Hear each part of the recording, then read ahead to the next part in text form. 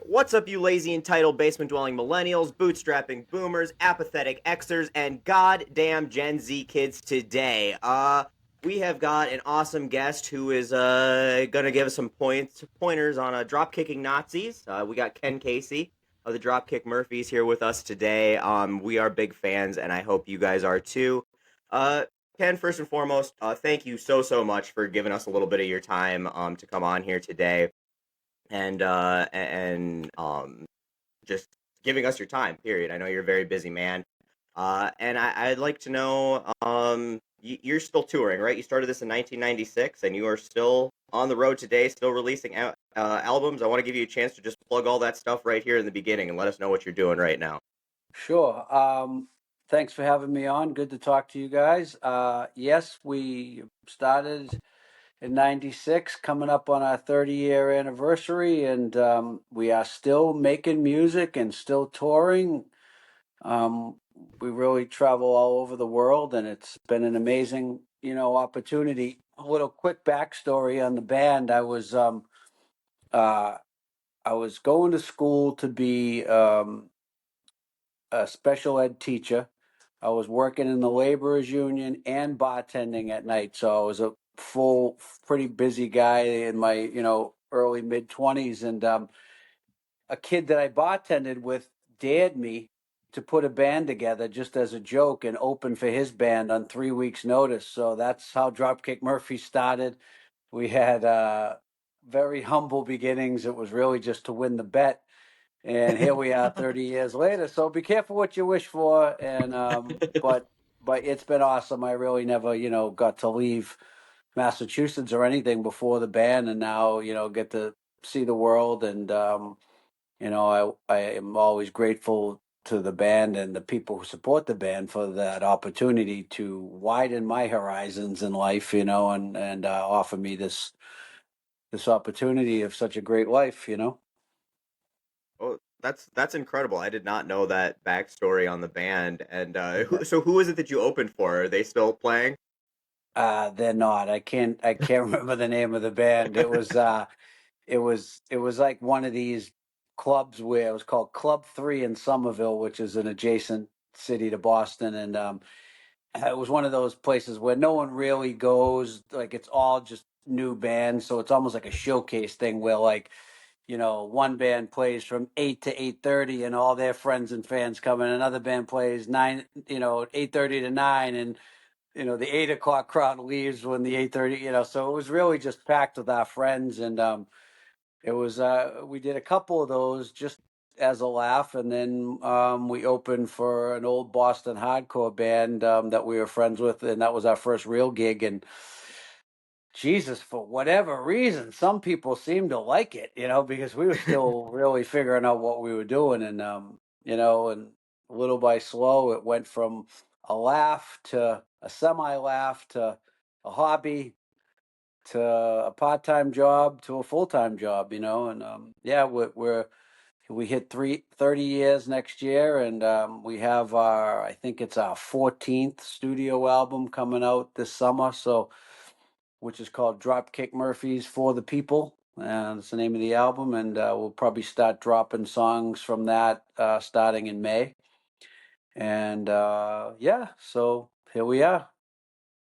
That is incredible. And I think it's funny that it started as a bet and a joke to open for a buddy's band, and now 30 years later, here you're still playing. Can't even remember the name of the band that you got open for. So Yeah, you I have were a hard already enough a, time. oh, go ahead. I have a hard enough time remembering the name of my own band half the time, let alone that. So Um, so you were already a musician then at that point, I'm assuming. no, that's the beauty of the joke. I wasn't a musician.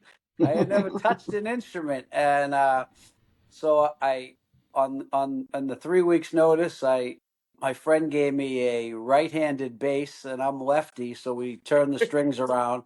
We put all the notes on the back of the neck on masking tape and wrote the notes so I could kind of have a cheat sheet. And I wrote one original before the first gig, and then the rest. We played 6 songs, one original and 5 covers, and we played the 6 songs twice to make a 30-minute set, 12-song set. But the first song that we ever wrote. It's called Barroom Hero, and today it's arguably still one of our more popular live songs. So you never know, man. You never know what people are gonna like, and you never know what's gonna pop out of your brain. And be careful out there. You might be a burgeoning musician and not even know it or want it. That's insane. Just I mean, you're making me feel a little inadequate here. With all the things I've done with my life, you go Hey, from I no couldn't figure musical out how to start a experience. podcast, so You just watch Believe enough me, it's a lot YouTube. easier. Yeah, definitely a lot easier than learning to play an instrument, write a song, and perform a show in 3 weeks. Like yeah. I took guitar lessons when I was a kid, and I couldn't hack it back then. Um, so how'd you decide on the sound then? Like obviously, Celtic punk is sort of a niche market and a little bit of a interesting sound, especially I know it was kind of burgeoning back in the '90s. But what made you go that way? Growing up, you know, obviously Boston, although it may be the culture might not be as strong now, but when I was a kid growing up, everyone's parents were either from Ireland or their grandparents, and so the music was so prevalent around my upbringing that you just knew all the Irish music by heart, whether you liked it or not. I don't know. As an early teenager, I kind of thought of it as old people's music, but I knew all the songs and I liked the atmosphere around it, and then finding my own musical taste for myself, you know, was punk rock and going to see live music here in Boston and Boston hardcore bands, and so those two worlds colliding from musical tastes, it wasn't even something we set out to try to do. It's just like that's where my brain was musically. So for the first few years, we were a four piece and we didn't have anyone to play those instruments like bagpipes and stuff. We had guys playing on our recordings and stuff, but they were all like, firemen or whatever, and they, weren't looking to be traveling in a punk band. So after a few years of traveling as the band with that obvious nod to Irish music mixed in with the punk rock, like we started to have like kids approaching us being like, I'm a fan of the band and I learned the bagpipes. It's kind of like if you build it, they will come. And we went Yeah, from a four piece to a seven piece and, rounded out that, more full time Celtic sound, that's that's awesome. So who are some of your, like you said, you're a punk rock fan? Who are some of your inspirations, heroes growing up that you kind of followed in with? Yeah. So, I mean, my first introduction to, um, punk rock as a kid, just listening, not seeing it, was bands like The Clash and Stiff Little Fingers from Belfast, and all the old British punk bands, and of course the Ramones and stuff, and a few bands from here as well. And then seeing live music really was for the first time was more American hardcore, and and not that hardcore melds with Irish music well, but we've always melded the punk rock sound with the Irish music, and then we've always had this kind of twist to us where we'd break out and write a hardcore song that had no Hmm. Celtic instrumentation or anything. So we've always had such a wide variety that we've been able to bring to Dropkick Murphys, whether it's a straight up 2 minute aggressive hardcore song or like a slow ballad. So it's really made it interesting over 30 years to be able to, in one band, be able to play all those kinds of music. Not a lot of bands like get the leeway from their fans to do all those kind of things. That's a lot of bands. They want to. You have to have a side project or something to fulfill all your musical desires. But yeah, I get to do it all within one band. I Do you guess think there's when you start off that, anything? oh, go ahead. Yeah, do you think there's anything particular about like Celtic or like British sort of sound that with punk that mixes so well, or is it just kind of like a cultural aspect to sort of Irish culture. Well, let's not combine those two elements in conversation like Fair they're enough. one Fair enough. for fear of being run off the planet. Because the irony is a lot of what I liked in traditional Irish music was actually, a lot of it happened to be rebel music speaking out against the British government. At the same time, I liked a lot of these British punk bands, but most of them was speaking out against the British government too. So it was kind of two sides of the same coin, if you will.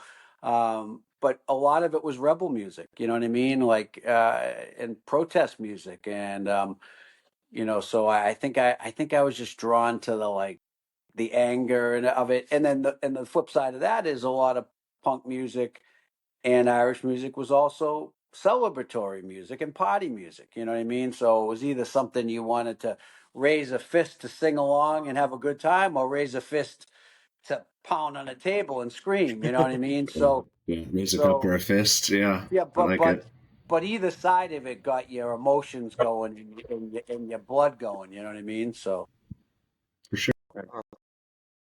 Um, so I guess one of the things that's always really impressed me is, your band is older than our press secretary, Karen Levitt, at this point, and you're aging much better than she has in the past few months. And Hold how on, have you kept that? let me get my giant cross out for the podcast.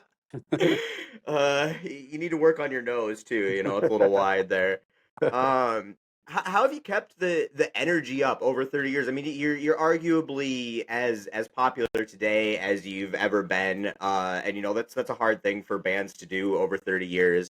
And keep this kind of going where you're not just resting on the hits of yesteryear of a decade or two ago. You're putting out new albums. You're still touring in full force. It's got to take a lot of energy, and obviously right now in the spirit of camaraderie and solidarity, we're all looking on how to keep that energy up because a lot of us are feeling really crushed, and I don't know if there's anybody better to tell us how to do that after 30 years of such high energy touring and music making. Yeah, so we've always, I guess, we've always looked at this as when I say looked at it as a job, um, Mm, we all came from backgrounds where we weren't from artistic families where we thought we'd be going into the arts. We thought we'd be, in a labor union or working, with our hands. And so when we all of a sudden ended up realizing, holy shit, I'm doing a band for a living, we wanted to bring that same work ethic to it. We used to practice in this rehearsal building where it was all different bands, in the same building, and you'd have your own rooms. And uh, we used to practice at 7 a.m. And the guy who managed the building was like, "What the fuck? What? Who the? I've been. People get into bands so they don't have to be up at 7 a.m. And we were just always this anomaly where we're like, well, we want to feel like not lazy musicians, so we want to get up and go to work at a regular hour. And we've just always had that different mindset to being in a band, and always just wanted to take pride in working hard. Now, over 30 years and 14 albums, you're never going to keep all your fans happy. You're never going to keep everyone happy. We've had some old fans leave and some and new fans come and some old fans come back, and whatever it might be. But I can honestly say with every album and every tour and every step of the way, we have put 150% into it, and we put our heart and soul into it. And even when it comes to what we speak about and sing about, a lot of times when to kind of segue into the political side of things, when people say, I used to love you guys, and now you know you you're speaking out, and I don't like it, leave politics out. And I said, first of all, we've always look at our first record cover was guys from a generation past in the labor union I was in when we started the band. It's like we've always sung about politics. But what my hmm point is, what I say to some people on the right that are that you can still have a discussion with. I'll say, even if you don't agree with it, realize that it comes from here. And if you like Dropkick Murphys and you like the passion that we play with, like, that's where it comes from. So, you can agree to disagree, you can dislike it, but if you ever considered yourself a Dropkick Murphys fan, you have to understand that that's where it comes from. And obviously, politics isn't the only thing that motivates us, but when we did start the band, we were in our mid-20s and had already had some real life work experience, and we felt like nobody's singing currently, this is in the mid-90s, about like actual uh experience for people that are living a working class life, you know what I mean, and worrying about the daily stuff that a normal people trying to earn a living and raise a family and be a son or a daughter or a sister or a brother and just go through life. We felt like we wanted to be a voice for that, you know what I mean? And so that was like our goal from the very inception of the band, was to combine our musical influences, but also to come at it lyrically from a place of like relatability to our peers, you know what I mean? Because we weren't 17-year-old kids writing about like anarchy and stuff like that. We were singing about our life experiences. So that's where it started. Obviously 30 years later, man, I was a kid, like I said, I never got to leave the Boston area, and now I've seen the whole world. My perception on the world has been so expanded. My mother always used to say to me when I was a teenager, hanging down the park with my same 30 friends, she'd say like, "Your world is so small," and I'd say, "Yeah, that's how I want it." But I was just a teenager hanging with my friends. You know what I mean? And I think to myself, well, from a statement like that, to be able to say that I've experienced cultures and stuff, and made friends all over the world, it can't help but shape your worldview. And so, and raising children and all the different changes in life. But so we've got many songs that tackle many of the uh, different perspectives of life. But at the end of the day, from the beginning to now, 30 years later, it's still the same. I might be looking at it from another side of the ball, but like we're still focused on the lives of ordinary people and what we see around us in the world, and kind of looking out for the underdog, so to speak. You know what I mean? So, and that's what we've always sung about, the underdog and the less fortunate, whether it was us at times in our lives, or whether it's friends, or whether it's just people that we see and identify with. So now you get the band that champions the underdog, and we're living in a world where power hungry billionaires are trying to take control of our lives. It's like, yeah, we're going to sing about it, and yeah, we're going to speak up about it. And if there was ever a time to not just shut up and sing, as so many people like to send us messages saying, it ain't going to happen. It's almost like Funny. the 30 years of being a band in some strange way were like the trial run for the moment that we're in now. Yeah, So I always think it's hilarious when people say just focus on, your sport, focus on your music and don't bring it into politics. But if it's somebody that if it's a politics that they agree with, like somebody like Kid Rock or like Lee Greenwood, people go crazy for them at the yeah. RNC. But there's just no consistency there at all.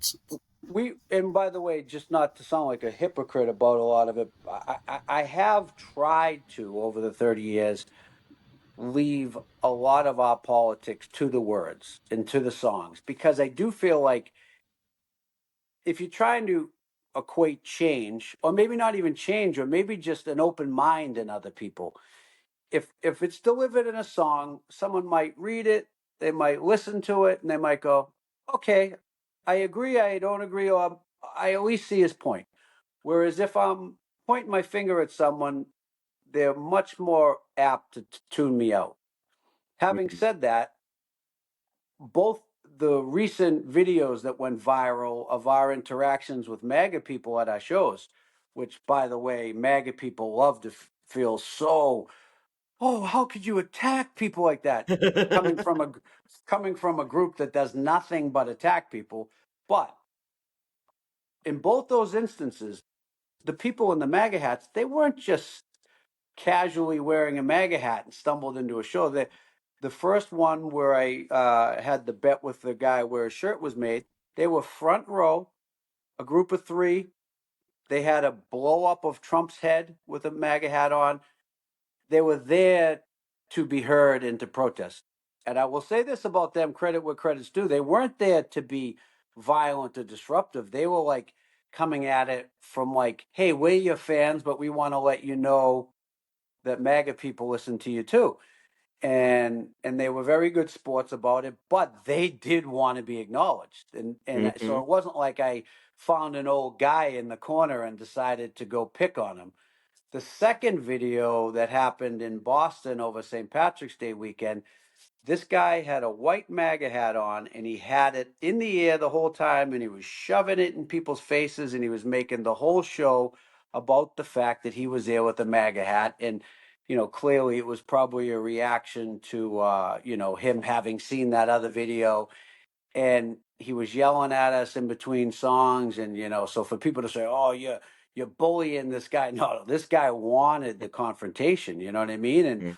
And after a while, it's like I tried to ignore him for a while, and actually, I then defended him because he was about to get his ass beat by some people. I'm not even saying that the people that were about to beat his ass were doing it because of his political stance. They were doing it like, get your fucking hat on. I don't care if it was a Bruins hat, a Yankees hat. It was just like the guy was shoving his hat in people's faces, And I actually said, don't do something that'll make us seem like the violent side, And even though we're not the ones that tried to overthrow the Capitol, Well, but and so at the end of the day, that guy wanted to be involved in the confrontation either. So there's no way, shape, or form that I'm picking on people in the crowd, disrespecting our fans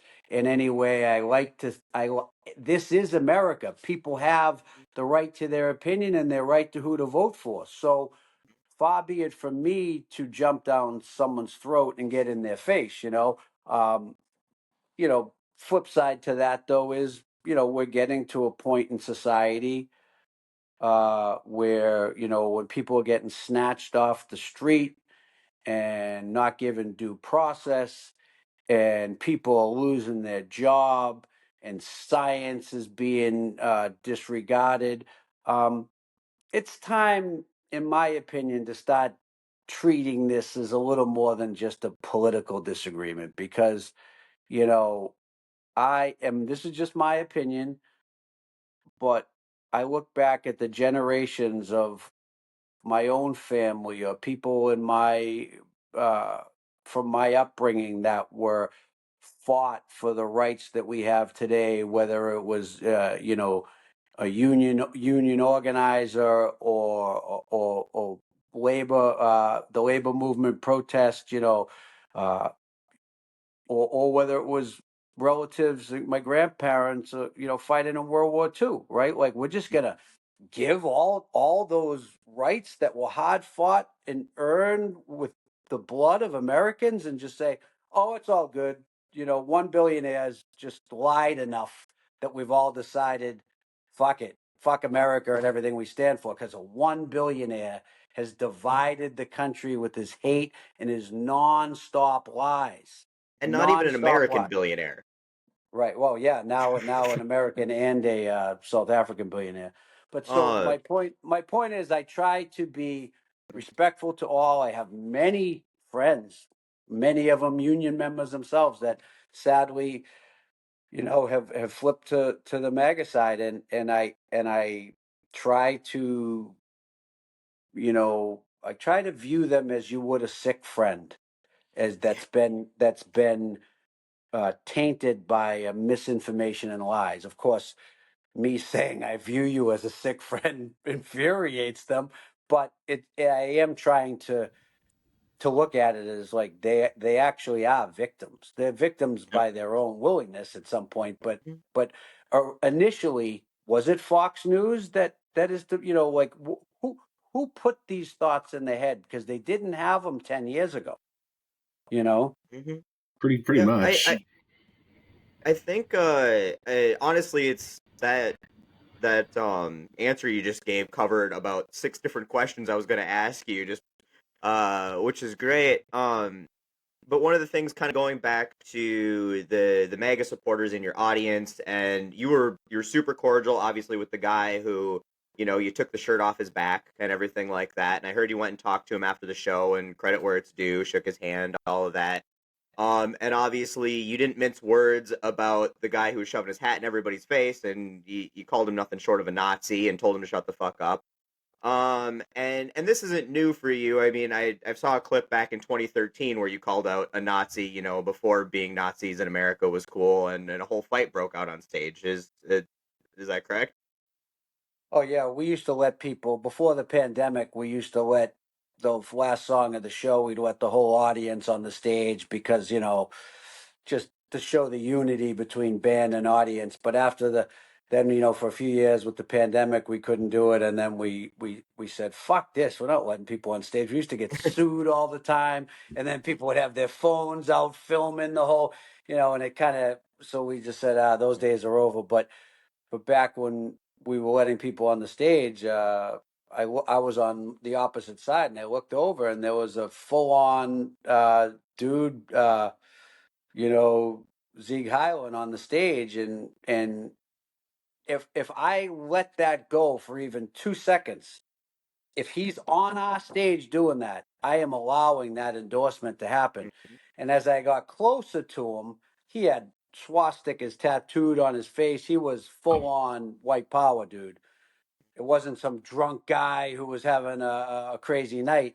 Uh, Not that I probably would have handled it any different anyway, but my thought process at that point is this dude needs to be removed immediately, and Mhm. so that's why it was, handled that way, because fuck that, you know what I mean? So, and once again, he's on our stage doing it, I'm Mhm. not out searching through the alleys, checking people's shirts and saying, what's your political beliefs that you, no, the guy was on our stage, you know what I mean? So, like I always say, over the years, obviously a band starting in the mid '90s, going around, and we've been on the front line since the beginning of a lot of like skinhead white power stuff and all that. And as most people don't know, in the mainstream, the majority of the skinhead culture is anti-racist. You know what I mean? And but there's always, in different pockets of the country, there'd be a racist skinhead movement, and they'd show up at our shows a lot. And so that's always kind of been there, and we've always had that mentality of like, we'll come into a city and kids would be like, there's a bunch of Nazis here, and I'd say, well, that's great, like there's 7 of us. It's your city. They don't come to Boston. We'll help you, but like, what do you think we are, Superman? You know what I mean? We're just rolling through on a bus, and you want us to fight crime in every city? Like, get your own asses out there and take care of your own scene. But we would have to be involved in it a lot, and you know, and it's just the nature of the world. And now to see people marching through the streets with this new white power thing, where they're all in their little khakis and their little masks, it's like it's sad and it's pathetic. But to me, the Trump mentality and the Trump rhetoric and the Trump just like language has just allowed all those people to come out from under the rock they used to hide under, and make you know make their opinions, like they think their opinions are valid. And it's like, people attack us all the time, right? And I'd say to me, hold on a second, like, we're not talking, when I say this stuff, I'm not talking like, who do you think's more fiscally responsible with the budget or this and that. Mhm. No, I'm talking about do you think it's cool that people are marching around with white power pamphlets and paraphernalia and intimidating people on the streets of our cities? Well, if you do, then I don't even want to talk to you. Yeah. We don't need to have a, Mhm. so it's like we just need No. to not have that be normalized anymore, Yeah, Yeah. no, the Tea Party and Trump have given an excuse for those people to really just basically take over the conservative Well, movement. it exists in the light. Yeah. Well, that Yeah, right. it's I just mean, more, yeah. Well, that's really even beyond no that, go. I think the fact that they've taken over one of the two major political parties, like not only are they Mhm. existing in the light, but they now have full Have legislative political power power. Yeah. within Mhm. Congress and our presidency. Our president is one of these people who Yeah. is promoting this movement. So they've taken control. But see, the Oh, problem is that what would make those Tea Party or MAGA politicians or irate to say, "Are you comparing us to Nazis?" And I'll say, "Well, look who your leader, your president pardoned straight up Nazis and Proud Boys, straight up pardoned them, and your president says there's good people on both sides, so you can't deny." You might not say you could be a person that's MAGA saying, "Oh, I'm not out, protesting against, minorities and this stuff." It's but look to your right and look to your left. mhm. They're on your team. You know what I Right. mean? Mhm. And when Yeah. when they're on your team, you're on the wrong side. Well, it's Jordan, like what's that? You got that? if you're sitting at a table, if there's 9 Nazis sitting at a table of 10 people, there's 10 Nazis sitting at the table, Right, right? And right. that's kind of I actually had this a specific question is because obviously you make it very clear that you don't abide Nazis, and I think we can all agree that if there's ever an option between punching a Nazi and not punching a Nazi, you should punch the Nazi. Um, so acknowledging that mega is at least Nazi sympathizers, which makes them Nazis. Where is it? It's hard for a lot of us because all of us have to live with these people. You have them as fans, we have them as friends and family. Um, where does it draw the line from being that cordial? Hey, let's have a friendly bet about where your shirt is made, and I'll shake your hand after the show type of Nazi to the shut the fuck up for 5 minutes while we sing a song about how our grandparents killed Nazis. What?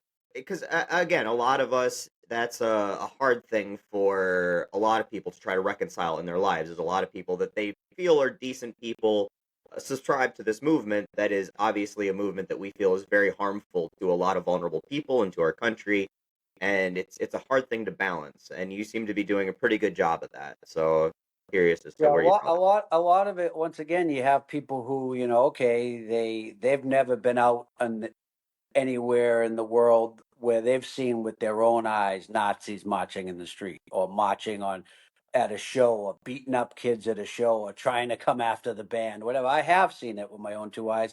So it's like, yeah, this exists, and this rhetoric is giving rise to it, right? So there might be someone who's just ignorant to that because they're not seeing it. They might be someone who was just raised in the wrong household, right? Where Fox News and all this was just on all the time, and they've been battered with that information. You know what I mean? And just the, so sometimes I feel like, and a lot of this depends on just my own mood and my own sanity of like, hey, do I want to try to have a rational conversation, or have I realized that the person I'm never, people would argue this, but I'm never the unrational person in any conversation or conflict with someone on the right.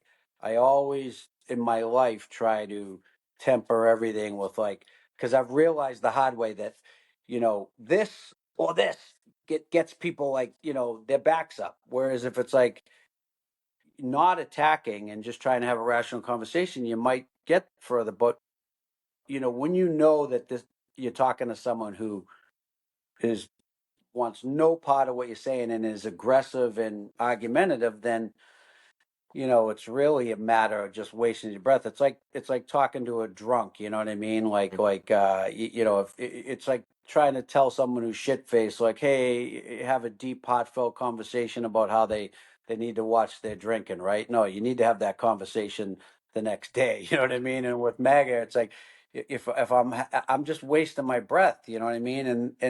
And the bad part about the internet now is like there's just so much information and misinformation that it's like, especially if it's in an online forum, my God, you could just go around in circles for days where they're going to hit you with their alternative facts. I could hit them with the facts that they're going to say fake news or whatever. And, we could just do the dance. And I try to remind myself that no matter who's in power, who wins or loses, if we can't come back together as people, we're going to be fucked forever, because it's just going to be this continuing 4-year cycle of, unless we lose the right to vote completely, which we may.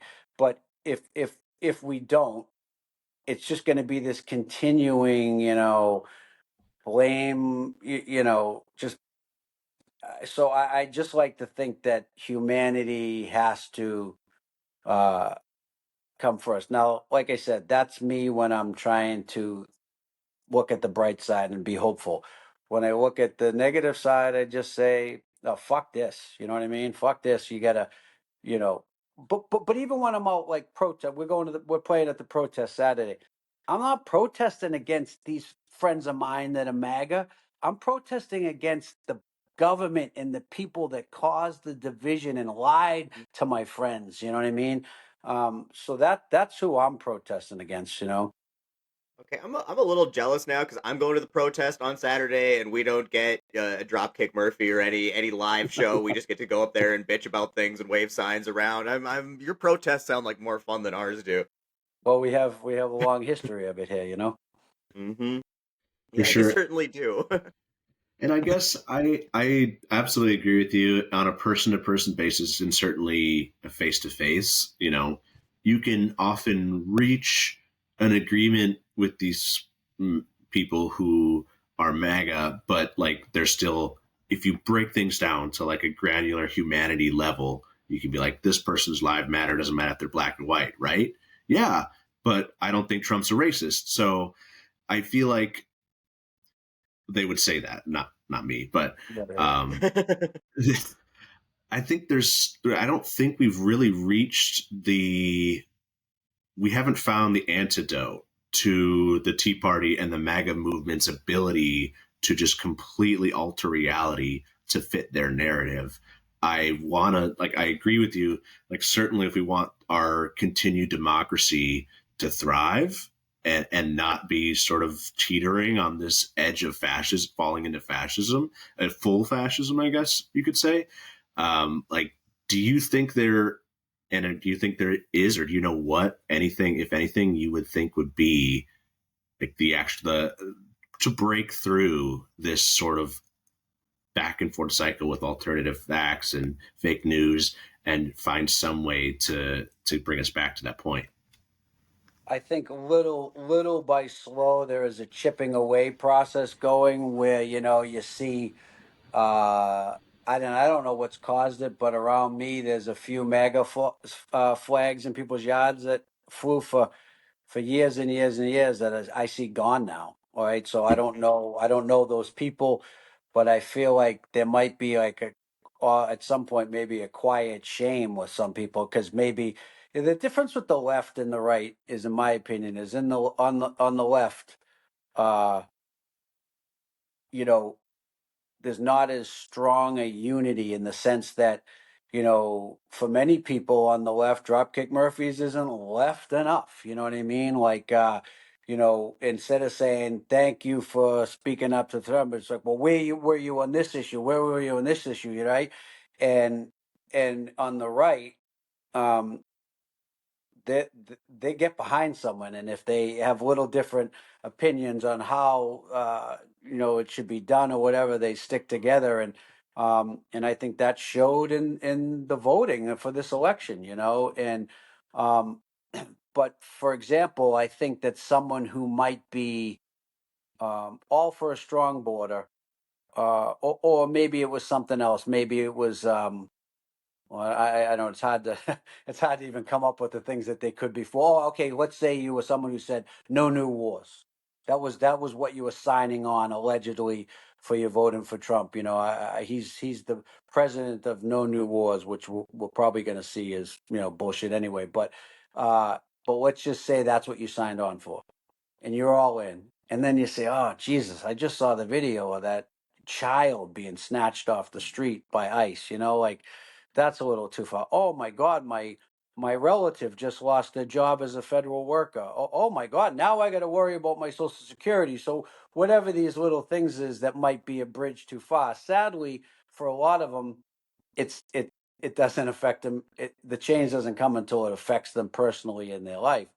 But I do think there's a little bit of a creep going away. Where I think that it could all fall apart, and this is what I really hope for, and I don't wish ill will on America or our economy or anything, but if things start to really continue to backfire financially in the country, and now you start to see the sycophant senators and congressmen who backed him and at every move start to say, I actually better distance myself from him or my constituents are going to vote me out. That's when the whole thing could crumble immediately, because when people start to say, I need to look at these, why aren't they showing up at their own town halls, right? Because they're getting criticized. Well, if it starts to get to the point where they think that Trump becomes more of a pariah to attach your name to, then the whole thing will crumble. So I think if it's going to fall apart, it's going to fall apart from within the Republican Party.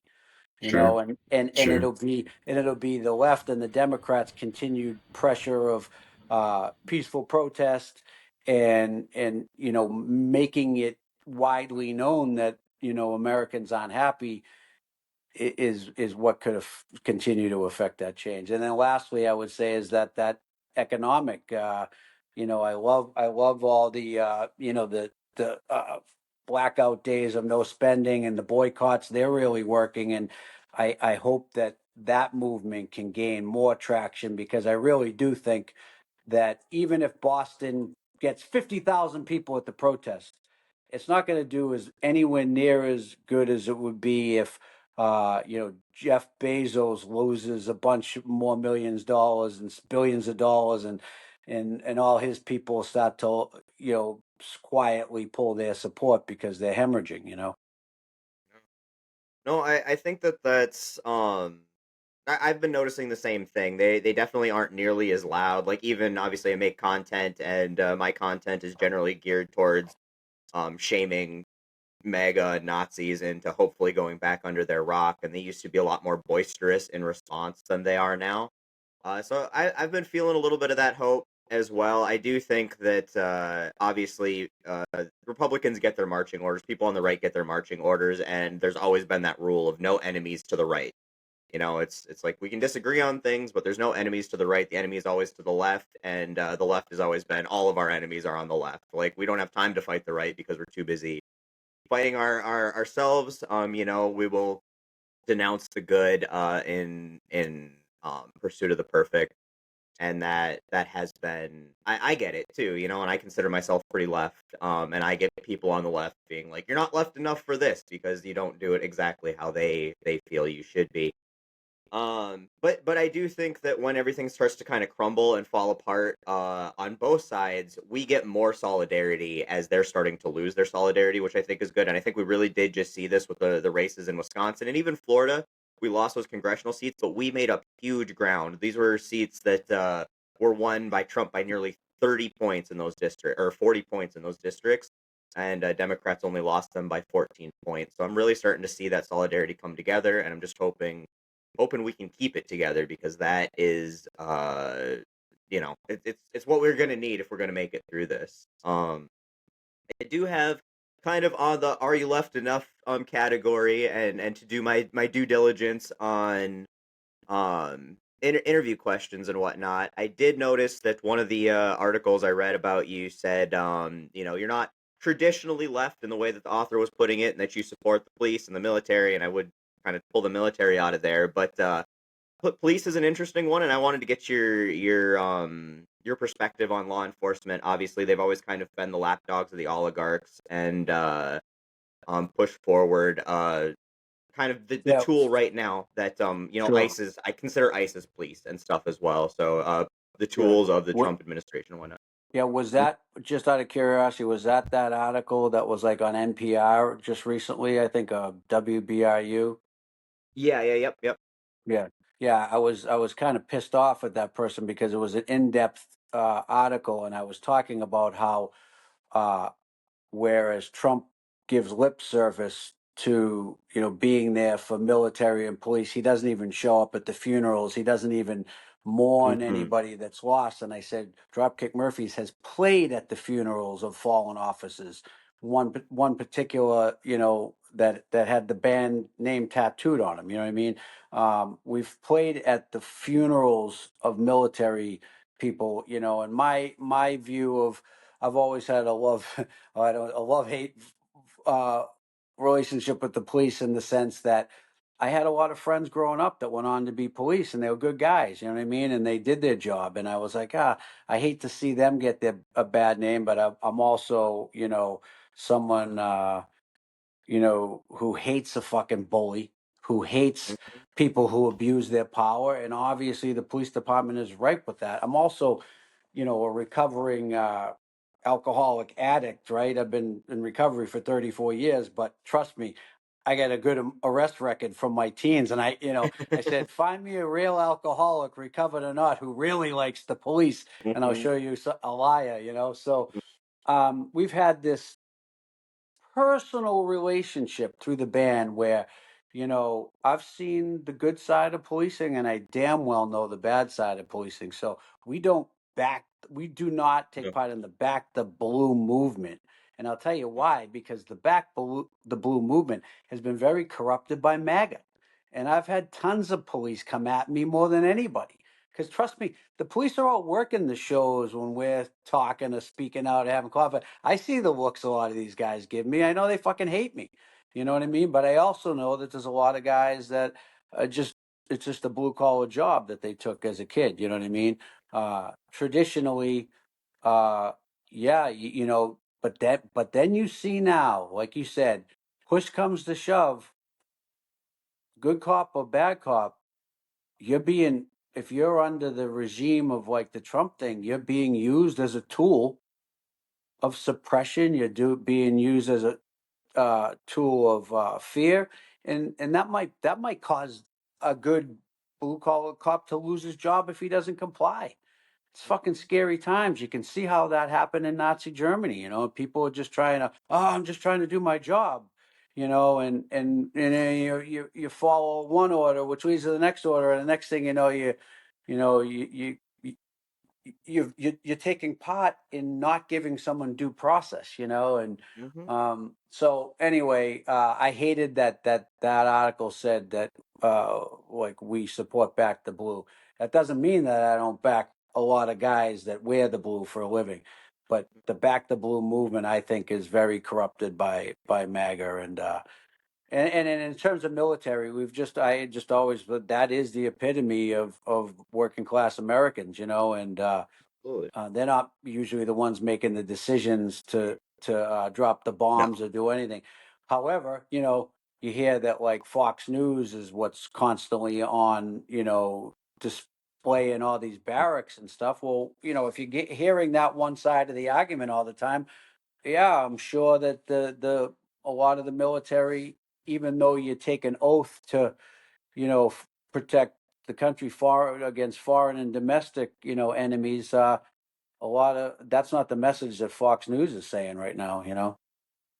Yeah, absolutely. Oh, go ahead, Taylor. I mean, Taylor was in Yeah, the military too, and yeah. No, I can speak from experience. A lot of these guys, they, I feel like some people are drawn to positions like police officer, being a police officer, or you join the military. This is just kind of what you're looking for in this sort of like violent sort of job position, and there's some guys are just more violent than others. But like, they're not done any favors. There's nobody there within their ranks that is saying like, hey, like, actually there's a different perspective. So on one hand, I understand the structural aspects and the history of policing, and can say like, yeah, it's like it began racist and generally is today inherently still racist. Our justice system is certainly still racist in many aspects. So like, in that sense, like, yeah, cops are not for the working class people. But then if you like, kind of the same thing with the people who are MAGA is, you can still try to help them empathize with the people that they're interacting with, and the things that they're promoting and how it might impact people. And sometimes you can get it, work their way into them understanding a tiny aspect of how what they're doing is harmful to people. But it's not very often. Police, I mean, listen, it's like I said, nothing's cut and dry and simple. And we're always just willing to be honest about our feelings and how we're raised. Because I don't, I'm not here to get an award for being, most popular. You know what I mean? I'm just, we're telling the truth. And when you're talking about police, it's like somebody's got to do that job, and they're protecting us. You know what I mean? And I've seen people that do the job, and I've seen people that I know personally that lost their life, in the line of duty of that job. So like, I've always said on a singular basis, taking it personally, on an individual level, we've always tipped our cap to the person uh, who's put their life and their safety on the line to protect others, whether that's military, police, fire. We've played at the funerals of many firemen who have run into a building and put their lives and their safety on the back burner to protect others. But systemically, the police force has been used as a tool against people that haven't had power, and that's not something that's a personal insult at any police officer. You know what I mean? And it's the same with the military. It's like, the American military isn't exactly got the best track record as as systemically either. But that doesn't mean I'm not going to have full respect for the man or woman who signs up to put their life on the line to protect me or my children. Right. When I joined the army, wasn't in there being like, yeah, I want to go kill some people. I want to go shoot somebody. I was like, yeah, I want to serve my country, hopefully for good. And, I want to get some sort of college benefits because I'm a millennial and college costs 200 times what it should cost. Yeah. So, but when you see someone with that, like you said, I think that a job with power and the potential of being in a violent conflict, it does attract a certain element. And on a lesser note, as a band who cares deeply about their fans and has played, I don't even know how many shows over 30 years. You know how many times I've had to get into it with a bouncer in the barricade at a club because, a 15-year-old comes over the barricade, and instead of catching him and helping him out, they're choking him out, and that's the band's fans. So I got to get into it. And most of the time, I could tell you before the show even starts who's going to be the bouncer that does that, because they got a look in their eye like they're there for that, So, like I said, people are people, and you give them, you know, a weapon or a position where they can harm another human being, that bad person is going to come out in that line of work. So it's really not even, so much it's really more a perspective of giving someone with the violent tendencies power. Well, and I think that this has been one of the fundamental and systematic issues with law enforcement is there's no accountability within that. Instead of rooting out those people who cause that problem, law enforcement as an institution goes out of their way to protect those people. It's the thin blue line, and that's where I think where it's hard to be. You can be a good person, but not a good cop, just because to be a good cop you would have to be calling out those people, and when that happens, you are usually pushed out of the system or put in more dangerous situations where your life could be in jeopardy because they aren't going to back you up because you didn't have their back when they were doing something corrupt or abusing people in those Well, situations. once again, it's the power at the highest levels. Look at, Mhm. another horrible topic for talking about Boston. Look at, the sex abuse scandal in the Catholic Church, and Mm. all the priests, some of whom I know that were instrumental in speaking out and bringing justice to happen, were treated horribly by the higher ups in the Catholic Church afterwards for speaking Mhm. out and doing the right thing. And oftentimes when you talk about the thin blue line, or you talk about priests being protected, sometimes it's not be necessarily assuming that everybody wants to protect a bad cop. It might be that they're afraid to buck the system. Mhm. You know what I mean? And Yep. so it takes real courage to speak out in any of those situations, whether it's being a whistleblower in the military, or you're going to get backlash in the job Mhm. if you do the right thing. Right? Whistleblowers are not treated kindly in the military. Yeah, I can I mean, I, imagine. I don't know many places where whistleblowers are treated kindly, which is it's That's unfortunate true. because we're supposed to have protections for those people in every walk of life, as we should, because obviously, that's where accountability comes from the inside and from the top down. If the Listen, top down isn't nobody likes a rat, but no one likes a coward either. And if you're staying right, silent in the face of something hmm wrong happening, then no, you're not a rat. You're a coward if you don't speak up. Uh, yeah. So, Ken, in the interest of everybody's time, your time especially, want to keep this as condensed as we can, but obviously we're happy to hang out as long as you're available. Wanted to bring this back to a specific point here. You are quoted saying that this is a class war, not a political war, and that we're being tricked to fight amongst each other so that the ultra wealthy can milk us for everything we have. And I think that's an extremely important point to bring up as we're discussing these political items. And obviously, I think sort of punk music in general is very classist. It has a very classist evaluation of things. What is there anything about that in particular that you want to talk about?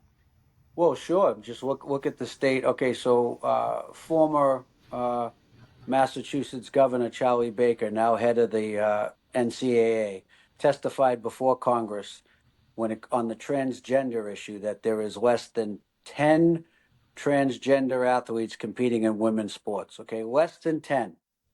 So whatever your opinion is on transgender athletes, how was when the number is less than 10, how was that made into a, a something that was a a major attack ad against the Democratic candidate in the final stage of the election? One of the Republicans' main things was to attack someone as being pro-trans. Now, if that is not a tool of, here's a shiny object, take your eyes off the big picture, and a tool of division, right? I mean, listen, I have someone very close to me who has a transgender child, and I've watched that whole, you know, thing from a distance of life, and I would argue that no one's choosing, to that a much more difficult life if they don't have to, right? Because there's a lot of hurdles that you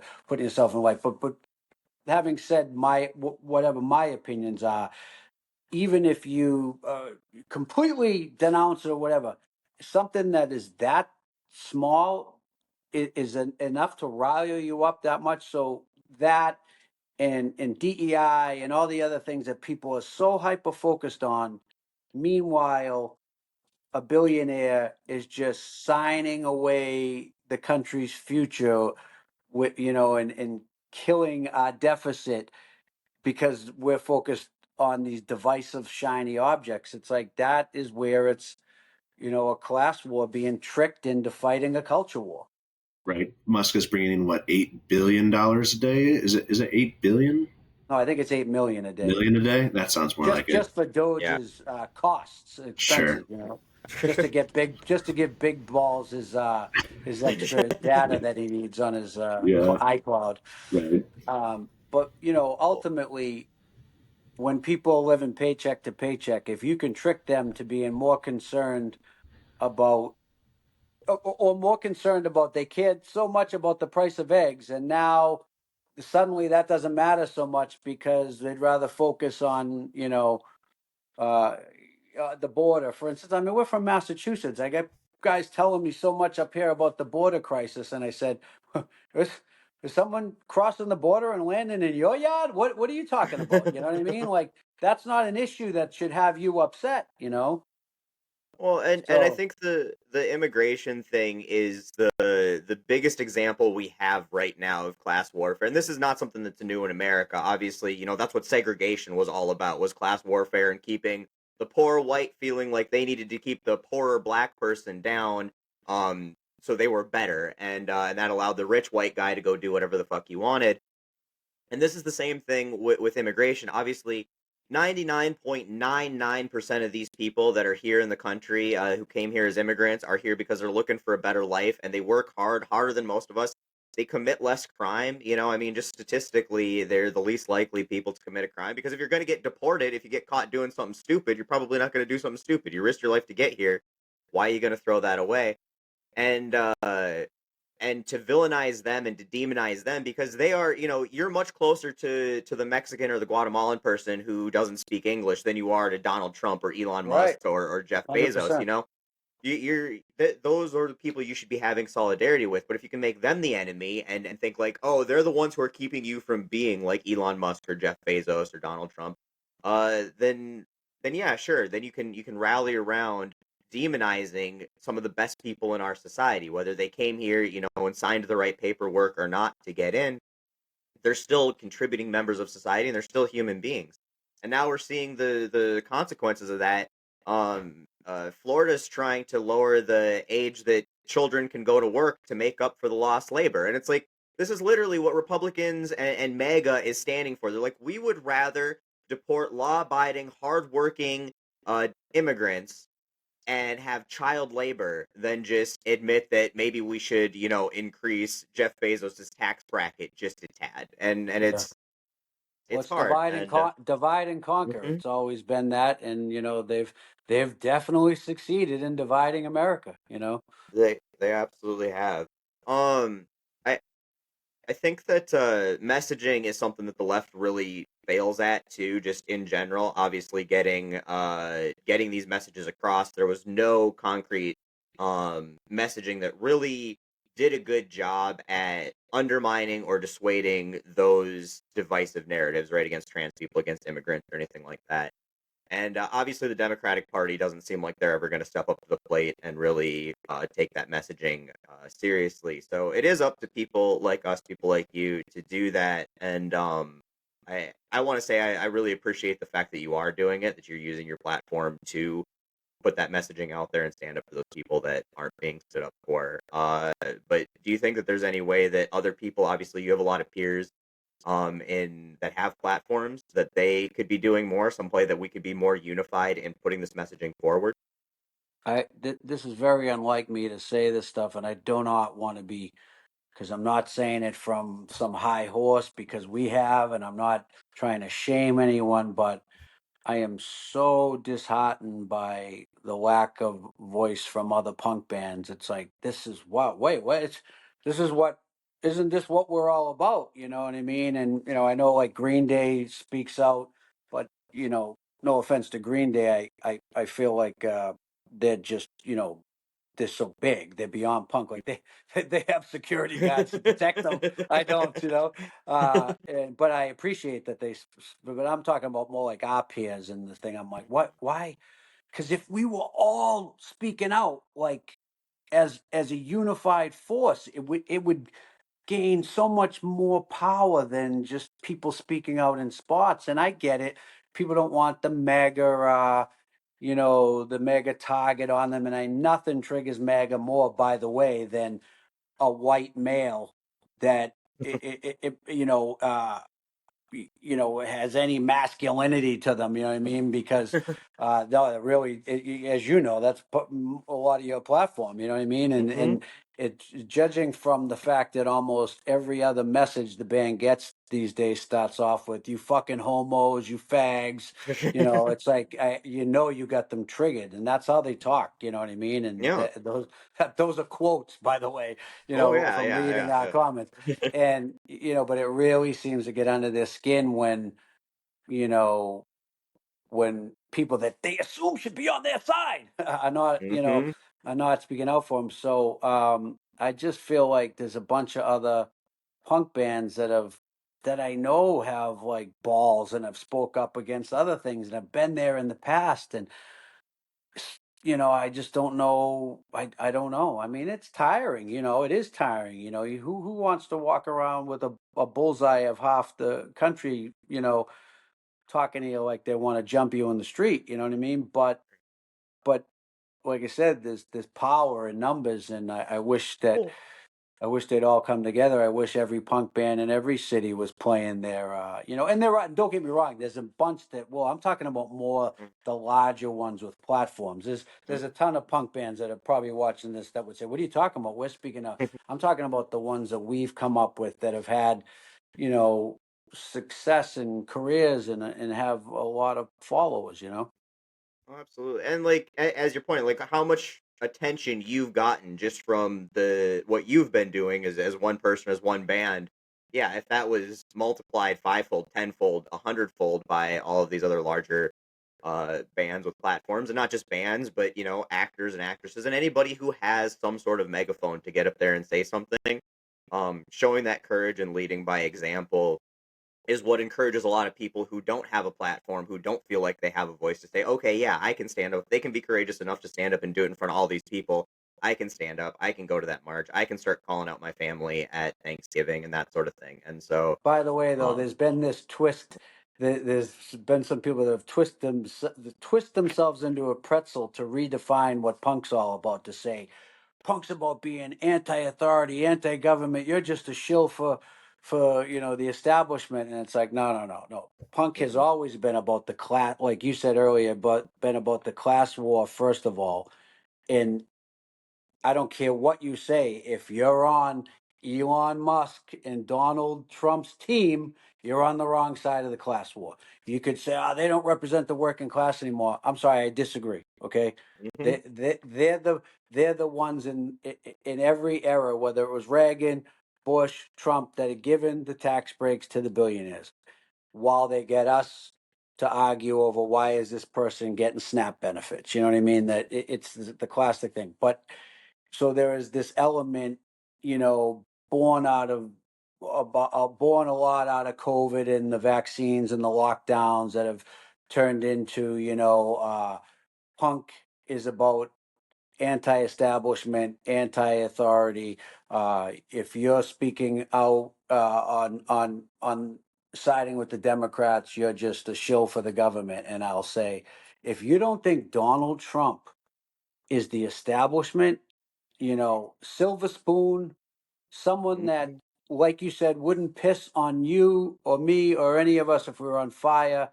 Uh, you know, don't tell me that you're on the good side. You know, once again, and I'm not here to defend everything the Democrats have done by any means. No. I mean, I think a lot of their behavior and being on a high horse and not listening to working class people is what allowed this shift to happen in the first place. Why we're here. You know, so I'm definitely not shilling for anybody, but you know, and push comes to shove, at some points when there's only two names on the ballot, you got to pick the lesser of two evils. You Mhm. know. Right. Absolutely. Yeah, we talk about all the time about how we can make our political system more equitable for different perspectives and potentially people that are not owned by corporations and billionaires. But unfortunately, we don't have those things. Those things have not come into effect. We don't have a more fair democracy or voting option. So we do have two options at the end of the day. Yeah. On a little bit of a lighter note, and to wrap this up, I noticed that in addition to apparently you having so much extra time because you run a band touring full time, you also apparently are a pretty good cook and you collect restaurants like some people collect baseball cards. It seems. Yeah, I happened to I got into the restaurant side of things because uh, back in 2004, the Red Sox asked the Dropkick Murphys to get involved with the team and write remake a song called Tessie that the original there used to be a original fan base called the Royal Rooters, who used to be ardent Red Sox fans back in the day with when Babe Ruth was on the team, and they were mostly Irish immigrants, and they hung around a bar called McGreevy's, and it was like a baseball bar, and that was like their home base. And a lot of these guys were was like Honey Fitz, who was the mayor of Boston, and also JFK's grandfather, John L. Sullivan, the bare knuckle boxing champion, all these guys, and they would follow the Red Sox and they would sing this song Tessie that was like a popular song of the time, but they would change the words to insult the players on the other team. And when Babe Ruth got traded, uh, the Royal Rooters stopped following the Red Sox and they started to follow the Boston Braves instead. So the Red Sox came to us and said, "Can you do a remake of this song? We think that might be what caused the curse that they stopped singing this song." So we did a remake of the song, and lo and behold, the year we debuted it, they broke the curse after 86 years. And with all those celebrations, a lot of interest grew on who the Royal Rooters were and on this bar McGreevy's. So me and a group of guys decided, wouldn't it be cool to open a replica McGreevy's? And so instead of fancy modern color photos and neon Budweiser signs, it was all old black and white photos of the era, and it really was old fashioned. And but none of us knew how to run a restaurant or a bar. One of my good friends happened to be in the business, Brian O'Donnell. Shout out to Brian O'Donnell. So we got with him and we opened McGreevy's, and we had a great, I think, I don't know, 15-year run, and it closed at the pandemic because uncooperative landlord. But we also opened some taquerias afterwards called Yellow Door Taqueria, and yeah, of they don't. Truth be told, they do not let me. There's two things they don't let me near: the kitchen for food poisoning, or behind the bar because I give everything away. So I basically get to just go eat there and shake hands and kiss babies. It's a pretty good deal. Oh, that Yeah, sounds like a lot of fun. sounds like a good end of it for sure. It's funny you mentioned the Red Sox. I just watched Fever Pitch the other day and was reminded of McGeevy's and your song. I think Drop where Tessie is played a couple times in that movie too. Yeah. So What are the odds that you make that movie and they actually win it that year too? There was right, a lot of craziness in the air, but you know, that was a special year. It was like no other. I mean, obviously Boston had a great run over the last 20 years of championships, but that 2004 year was spiritual in the sense that, okay, both my grandfathers, you know, were ardent Red Sox fans, and um, one of them at the time was still alive and he was 86 years old. So he Oh, had that's awesome. literally lived his whole life, that 86 years, without seeing a championship. And I called him from the field, on the field in St. Louis when we won. And he was crying, I was crying. So it was so much beyond just another year sporting event. No, this was a man's lifetime waiting for this. And he passed, a year or two later.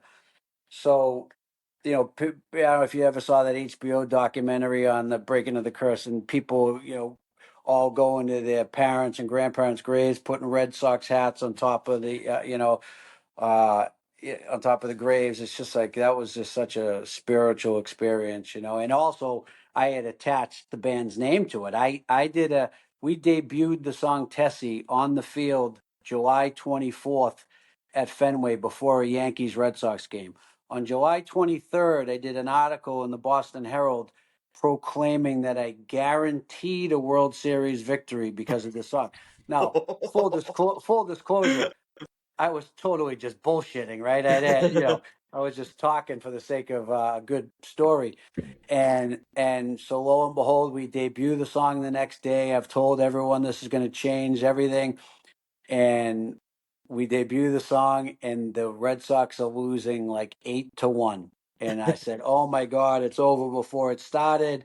And I don't know if anyone recalls this game, but there was a fight between A-Rod and our captain Jason Veritek. It sparked the team. We had a comeback. Bill Miller hit a walk-off home run at the end of the game, and the rest is history. And it was a really special year. But I had tied the band so much to the Red Sox success that year. When we were down 3-0 to the Yankees, I had close personal friends calling me saying, "You fucking jinx, if you ever get involved with another sports team again, we'll kill you." So I literally felt like my life when on the Dave Roberts steal to keep the inning alive in that fourth game against the Yankees. I literally felt like my life depended on that game. So to then be there in getting to celebrate on the field in St. Louis and call my grandfather was a spiritual experience. Yeah, well, Incredible. we have just a taste of that with the Minnesota Vikings, and our closeness to Super Bowl victories. Yeah. So we have an inkling of what that feels like, and hope to know We what feel know the what it. pain.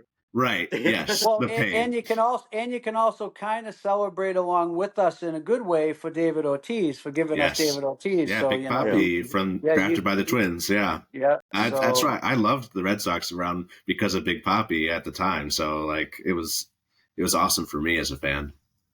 yeah, and not only was he, no question about it, the most clutch, hitter in Yeah. Home run baseball. hitter. Yeah.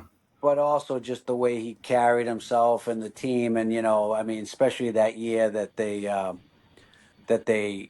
won the World Series again, the year of the marathon bombing, when he basically put the Red Sox really took the city and put them on their shoulders. You know what I mean? And so that was another like borderline spiritual thing beyond baseball. The way they took away everybody's you know just took away their worries and just really galvanized the city around taking their minds off everything. And to come full circle after that and win another World Series that year was amazing.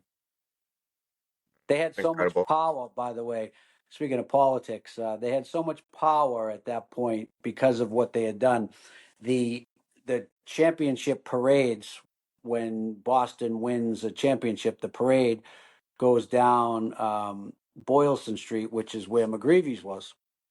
So after the parade, I had a bunch of the Red Sox in McGreevy's, and they were behind the bar serving drinks, and we were just letting them give everything away. And the next day was the mayoral election with my good friend Marty Walsh running for mayor, who went on to be mayor of Boston for multiple terms, and then he was Joe Biden's Secretary of Labor.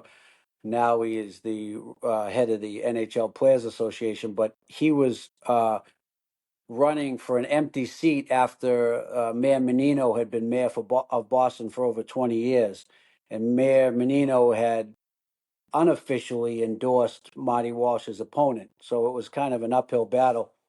And after the parade, we had all the Red Sox in there, and Mike Napoli, who was on the Red Sox at the time, was bartending, and I had the girls that worked behind the bar go over, take his shirt off, and here he is thinking, "Oh, I like how this is going. The girls are taking my shirt off," and then I had them slide over him a red Marty Walsh for mayor shirt. He knew nothing about it.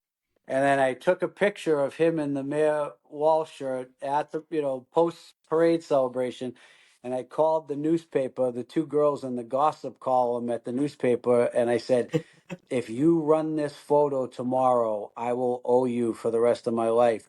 So waking up on election day was a picture of Mike Napoli and one other Red Sox wearing the Marty Walsh Vermeer jersey on election day morning, and a couple of Walsh's advisors say we think that won him the election because it was a de facto endorsement from the Red Sox.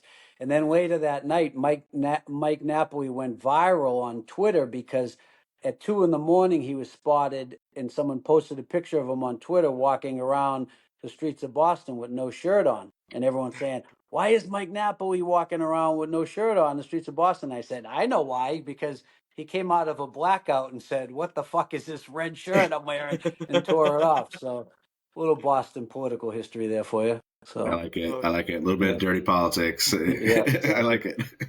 sounds like Yeah, we needed to get you on the Kamala campaign or something before. yeah.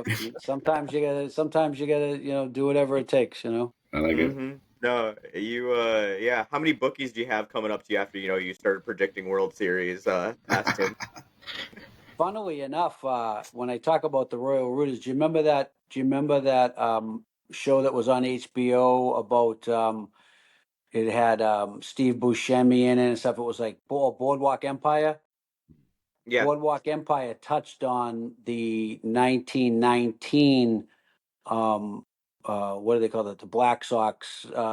When the pitcher for the White Sox, you got caught throwing the World Series, and Boardwalk Empire did an episode on that, and they talked about that player was on the Red Sox the year before, and the bookie from McGreevy's, who was one of the Royal Rooters, whose nickname was Sport Sullivan because he was the sports bookmaker. Sport Sullivan is the guy who cooked up the whole scheme with a former Red Sox player to throw the 1919 World Series, and they Wow. they they mentioned Sport Sullivan on Boardwalk Empire. I was so proud that someone from McGreevy's made it onto HBO. It's the small victories, right? Small victories. Yeah. Yeah, it's wild. Well, thank you again so much for coming on and giving us a little bit of your time. You cannot know how much it means to us. And I think that this is why you have such a strong fan base, is that you're willing to give your time to little peons like us and talk about the important things. And I don't know. I got to look up your tour dates, see if you're coming up to Minnesota. But if you get up here, we would definitely love to buy you a drink. Well, obviously not a drink. You've been sober Yeah. 34 years. I also got to I'll, bu- point out you got I'll buy sober you the before you drink. became. Thank you. Before you got sober before you became the rock star, which is like kind of the backwards way to do that, right? Yeah, I know. I got sober just after I turned legal to drink. It was no fun after that. Mhm. So I shudder to think where I would be still drinking as a musician because sadly Hmm. it is one of the few you know, lifestyles that a lot of people have been used to enable their behavior. But you know what? It's changed a lot too because Yeah. it's not as easy a world as people think. And if you're wasting away drinking all the time, it's hard to keep up. Hmm. Because there's a lot of people. There's it's like there's always someone willing to do the job better than you, so you got to keep with it. And uh, yeah, but quick backstory of the name Dropkick Murphys. It was a Yeah. dry out spot in Boston back in the 50s, run by a guy named John Dropkick Murphy, and so the whole name came from people think it's Irish drinking music, but it's actually kind of Irish sober Irish sober. music. Yeah, a lot Which of songs about our drinking days, but Which is funny because I actually had that question at the beginning, and you transitioned so seamlessly right into the politics that got past, and then I forgot. And we're like, "Oh, we're wrapping up." Well, it's past, so I yeah. appreciate you actually pulling that one up because it was one I Well, had a I'll question buy about. you guys the drink, and you can have one for me too. All right, well, sounds great. Once again, thank you so much. We are huge fans of everything we're doing. A ton of respect for the fact that you're willing to put yourself out there and be a leader. In these troubled times. We really need more people like you doing that, and we can't wait to see what more you come from. I'll give you one last chance to plug anything you want people to know about shows wise or tour wise, albums wise, anything like that. Sure. Um, Big tour coming up this summer. Us and Bad Religion all across America all summer. And like I said, a new album coming out end of the summer, but It's called For the People, and the first song will be dropping in probably a couple of months, and videos and stuff. And there's a lot of fun punk rock songs, and there's a lot of songs that are inspired by the state of the world that we're in right now. So there's a little bit of something for everybody. Awesome. And you have a charity fund too, correct? Yeah, it's called the Claddagh Fund, CLADDAGHFUND.org is the website. Which stand the Claddagh Ring, which stands for friendship, love, and loyalty, which we thought was a good representation of charitable work. And we help raise money for veterans causes, children's causes, and to help people get treatment for alcoholism and addiction. And we've been at it 15 years and raised millions of dollars. None of it comes from big corporate sponsorships. It all comes from, kids at the shows buying a signed poster or stuff like that. We take great pride in how the Claddagh Fund is a very grassroots thing that helps other grassroots charities. So, yeah, I'd love anyone to check that out if they could. At this rate, your saintship's going to be announced any day. I'm feeling I like. don't know about that. I got a lot. Like I said, the '80s were a troubled time, so I got lot to make up for. Well, once again, we appreciate it. Yeah, go ahead, Taylor. Yeah, no, I think you're doing a good job and at least making the right steps for sure towards that. Thanks. So we definitely thank you for your time and thank you for everything that you're doing for everyday people. I appreciate you guys for giving us a place to have the voice. So thank you. Absolutely, it's a pleasure. Thank you to all of our listeners, our followers, everybody who gives us the platform where we get to have these amazing conversations with amazing people. Thank you for supporting that just by listening, watching. Obviously, you can subscribe and support us financially to help keep the lights on here as well, or buy merch at offjawagon.com. You can get both Let the Meat Toast merch and my personal merch there. Otherwise, thank you so much for being here, and we will see you next week. That's right. Thanks for guys. tuning in.